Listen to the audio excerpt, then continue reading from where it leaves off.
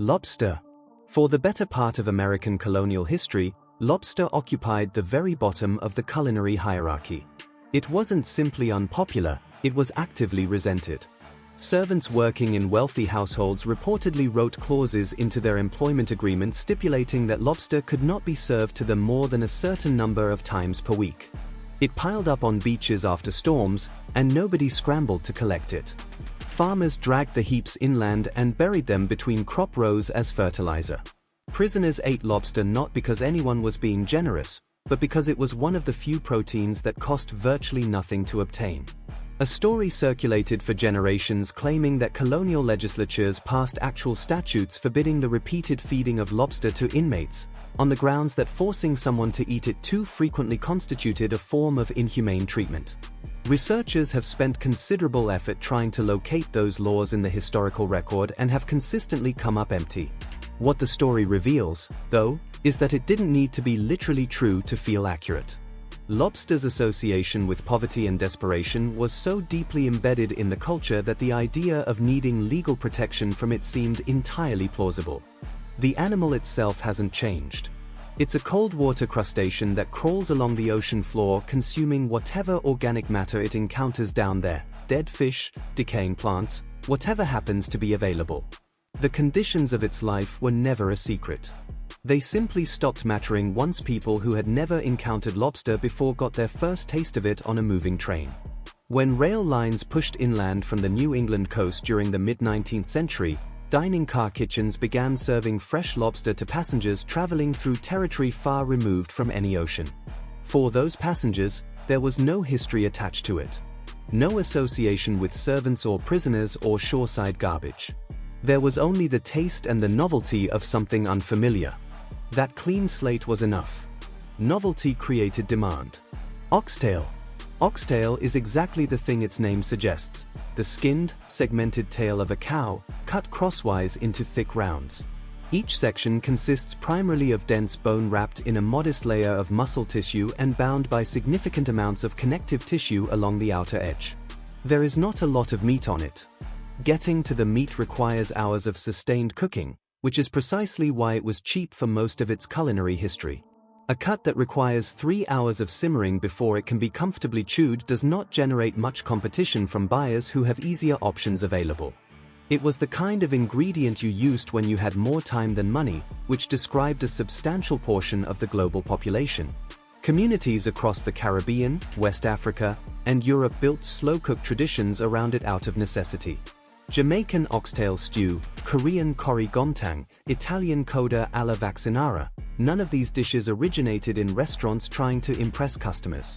They originated in households trying to extract maximum nutrition and flavor from an ingredient that nobody else was competing to buy. The cooking process that made it so inconvenient to prepare is also what makes it so compelling to eat. The connective tissue binding the meat is almost entirely collagen.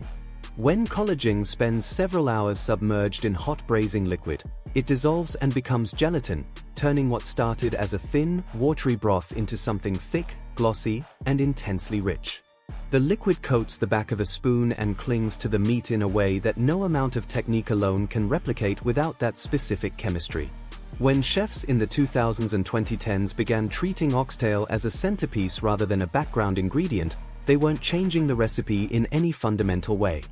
They were plating the result differently and charging for what that result actually delivered rather than what the raw material had historically cost. Caviar. 19th century American saloon owners used caviar as a promotional tool for selling beer. Bowls of it sat on bar counters alongside pretzels and pickled things, there for the taking because it cost almost nothing and because the salt content was sufficient to make thirsty customers keep ordering rounds. Nobody was treating it with reverence. Nobody was asking about the provenance of the sturgeon. It was briny, fishy, and free, which was approximately the status it deserved given how abundant sturgeon were in American waterways at the time. The Delaware River, the Hudson, the Columbia, and numerous other major waterways were dense with sturgeon populations well into the late 1800s. Processing facilities harvested them primarily for their flesh, and the roe was a byproduct that needed to be dealt with rather than a product anyone was cultivating specifically. Salting it and giving it away was a reasonable way to use it before it spoiled. Genuine caviar, which purists define strictly as the salted, cured roe of sturgeon, had no particular mystique in a country where you could practically scoop the fish out of the river by hand. The mystique came from elsewhere and arrived only after the domestic supply had been destroyed.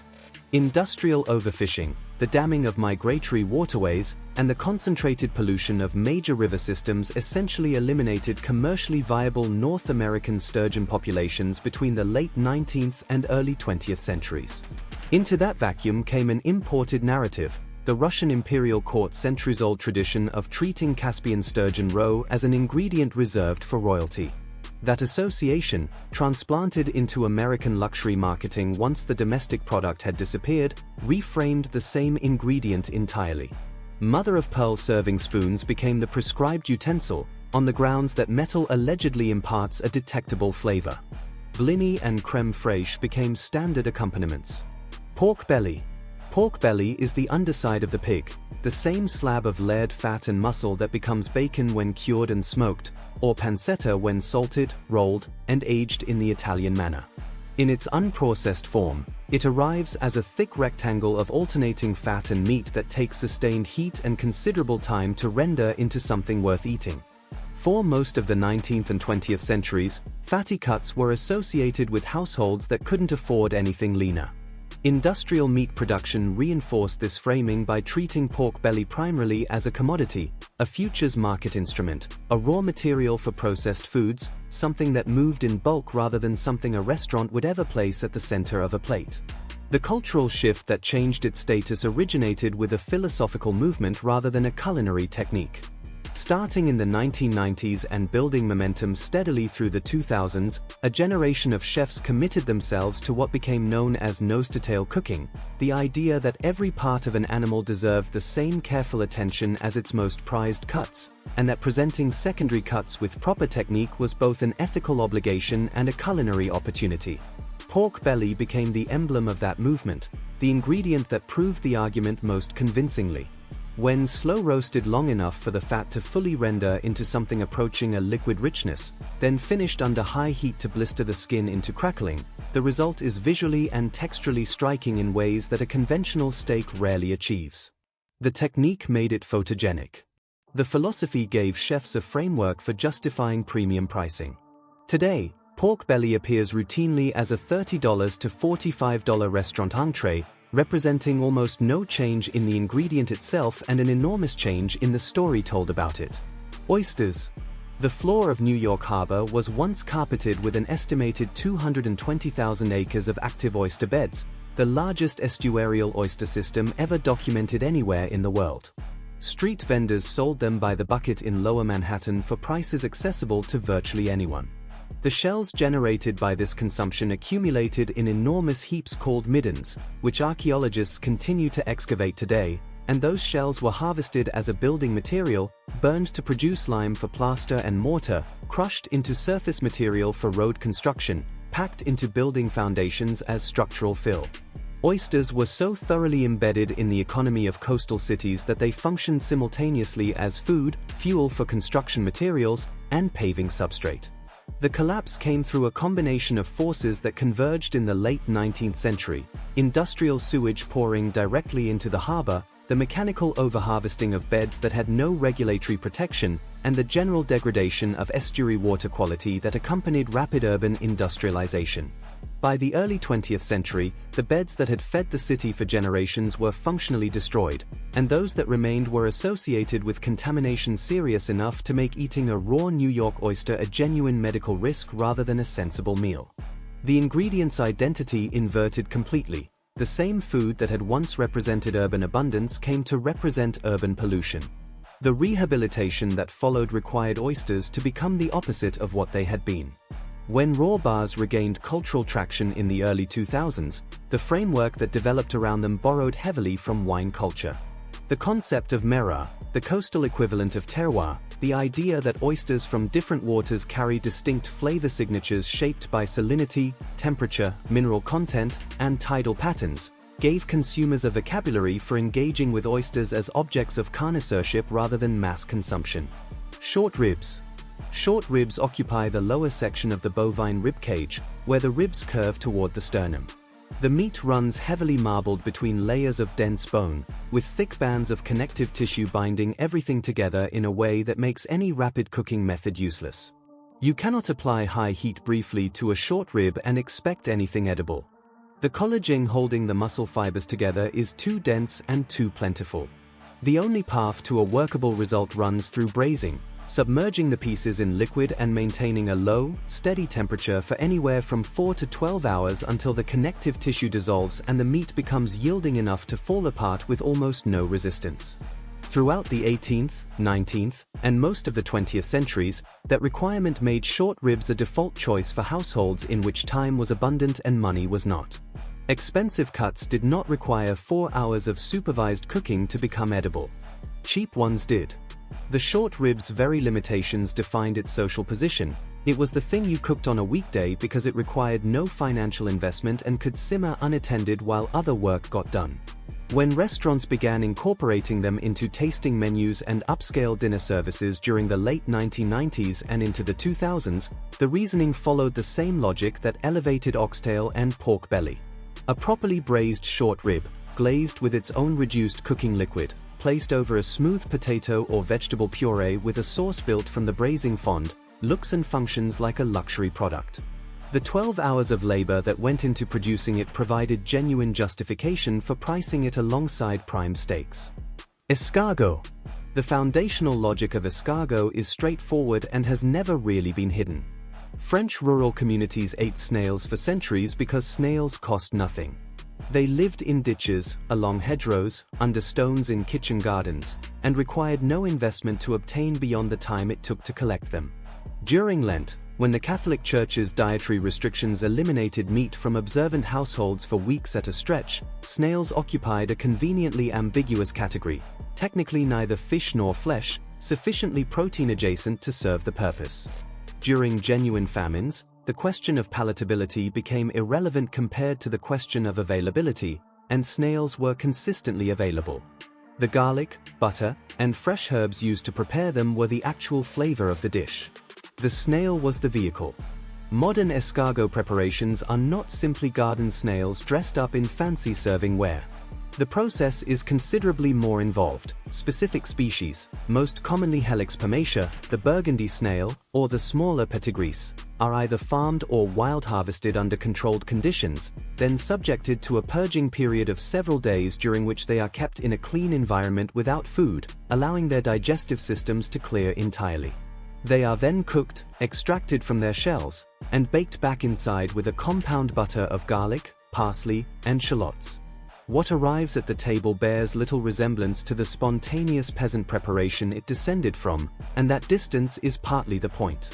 French restaurant culture in the 19th and 20th centuries understood that specialized equipment communicates expertise, and escargot came packaged with an entire set of dedicated apparatus, ceramic dishes with individual shell-shaped indentations, long-handled tongs for gripping the hot shells, narrow two-pronged forks for extracting the contents. Bone marrow. The bones that now appear roasted and halved on wooden boards at steakhouses, priced as appetizers between $15 and $25, are the same bones that butchers packaged in plastic bags and sold for almost nothing throughout most of living memory, or gave away entirely to customers who asked, because the alternative was disposing of them. Bone marrow, the soft fatty tissue that occupies the hollow cavity of large animal bones, spent centuries being valuable primarily as a soup ingredient. Dropped into a stockpot, the bones released their contents into the broth and made it richer. The marrow itself was not extracted, plated, or considered as a standalone food in any meaningful restaurant context. It was scaffolding material, used once and discarded after the actual cooking was done. The transformation has a specific origin point. In 1994, British chef Fergus Henderson opened St. John in London with a menu organized explicitly around the principle that every part of an animal deserved culinary attention equal to its most celebrated cuts. Roasted bone marrow, halved lengthwise and served alongside toast and a simple parsley salad with capers and shallots, became the dish that defined both the restaurant and the entire nose-to-tail philosophy that Henderson helped make internationally visible. The marrow melts at roasting temperature into something with the texture of very soft, rich butter and a deep, mineral flavor that has no obvious comparison. The dish was visually distinctive enough to photograph well, cheap enough to produce that the margins were excellent, and remarkable enough in flavor that the justification for its price held up. Within a decade, the format had replicated across steakhouses throughout the United States and Europe, and the bones that butchers had once practically paid customers to take off their hands became a profit center. Sushi. The omakase format. No menu, counter seating for a small number of diners, chef-determined sequence of dishes, prices running between $150 and $300 per person in major American cities, is currently one of the most expensive dining experiences available in restaurants that don't require black tie. The food at the center of it began as the 19th century equivalent of a hot dog cart. Vendors at outdoor stalls in Edo period Tokyo pressed seasoned rice together with a slice of raw fish, handed it across the counter, and watched customers eat it standing up, sometimes between shifts of physical labor. It was fast, it was cheap, it was filling, and the entire point was speed. Sushi is not, technically or historically, a raw fish preparation. The rice is the essential and defining element, short-grain rice seasoned precisely with rice vinegar, salt, and sugar, cooked to a specific consistency and maintained at a specific temperature before it is ever handled. The oldest forms of what became sushi were preservation techniques in which fish was packed tightly with salt and fermented rice and left for months or years. The fermentation created an acidic environment that prevented spoilage. The rice was not intended to be eaten and was typically discarded when the preserved fish was removed. Only gradually did the ratio shift toward eating both components, and eventually toward eliminating the fermentation period entirely in favor of fresh fish and vinegar-seasoned rice prepared and consumed the same day. Foie gras. Foie gras is currently illegal to sell in California, banned outright in New York City, and prohibited in several European countries on animal welfare grounds. It is simultaneously one of the most expensive preparations on Michelin-starred menus globally. The ingredient at the center of this argument, the enlarged liver of a duck or goose, expanded through a force-feeding process called gavage to several times its normal size, has been in continuous human use for roughly 4,500 years. Egyptian tomb murals dated to approximately 2500 BC depict geese being hand-fed to fatten them. The practice is not a French invention, though France became its defining national tradition. What is less commonly discussed is the economic and cultural context in which European foie gras traditions actually developed. In medieval and early modern France and Alsace, particularly within Jewish agricultural communities, geese were raised primarily as a source of rendered fat. A kosher kitchen required alternatives to lard and butter for cooking, and goose fat filled that role. The fattening process that enlarged the liver was incidental to the primary goal of maximizing the fat yield from the bird. The liver was what you dealt with after the animal had served its main purpose, an organ that emerged from a creature already being used as completely as possible. Discarding it would have violated the fundamental logic of small farm resource management.